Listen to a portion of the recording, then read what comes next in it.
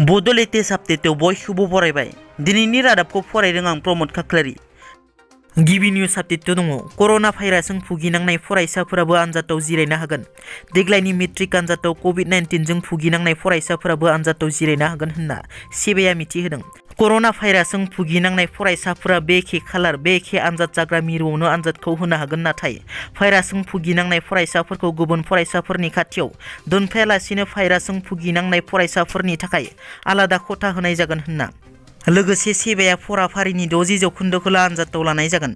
बिनिनो माखासेखौ half yearly आनजादनि रेकर्डखौ नायनाय जागोन होनना। मख'नो गोनांदि देग्लायनि HSLC आनजादा फैगौ मार्च दाननि 15 खालारनिफ्राय जागायगोन। उदालगुरि जिल्लानि बालिसिट्टा आरो थाइगिरबारि गामिनि थागिबि फारियै गपाल बर' आरो बैजयन्ती बर' बिथांमोननि नखरहा हा गैजाया आरो दुखुनांथाव थासारियाव जिउ खुङोमोन।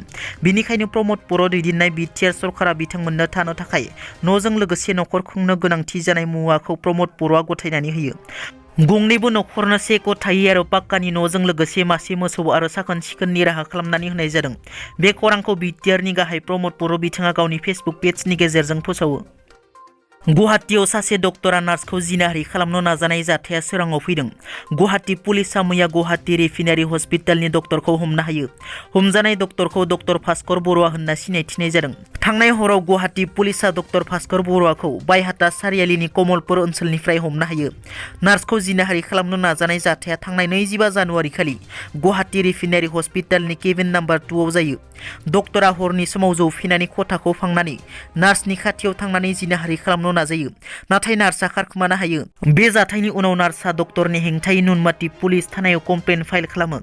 बे जाथायनि उनाव डक्टरा खारखोमाना थायो, नाथाय पुलिसआ मबाइल नाम्बारखौ ट्रेक खालामनानै डक्टरखौ हमनो हायो।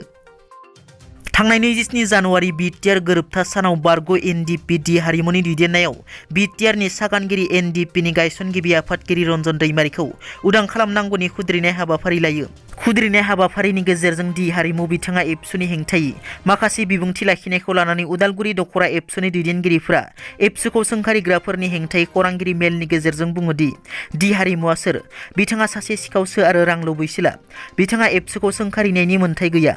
D.Harimu बिथाङा मोनसे समाव उदालगुरि दख'रा दुलाराय बर' फरायसा आफादनि मावखुलियाव थानानै फरायनो दख'रा एबसुआ खाबुखौ होदोंमोन। बै समावनो बिथाङा उदालगुरि जिल्लायावनो बड' साहित्य सभानि मिरुनि मोनसे कनफारेन्स जादोंमोन। बेयाव माखासे जुथा गस्ला बायदिसिना जि बुस्थुखौ भलन्टियार्सफोरनो होनो लाबोदोंमोन। बे आग्लायनायखौ बिथाङा स्रोदै मोनसे गलायाव लांनानै फानखुमाहैदोंमोन, जायखौ मिथिनानै दैदेनगिरिफोरा उदालगुरि दख'रा एबसुनि सोद्रोमानिफ्राय बिथांखौ बोख्लायदोंमोन। बै समाव राहा गोथे जानायलाय बिथाङा 2014 मायथाइयाव एनडिएफबि रन्जन दैमारिनि हानजायाव हाबफैदोंमोन होनना। दिनैनि रादाबा एसेनोसै। नोंथांमोना जुदि आंनि चेनेलखौ दासिमबो साबस्क्राइब खालामाखै, अन्नानै साबस्क्राइब खालाम। गोजोन्थों।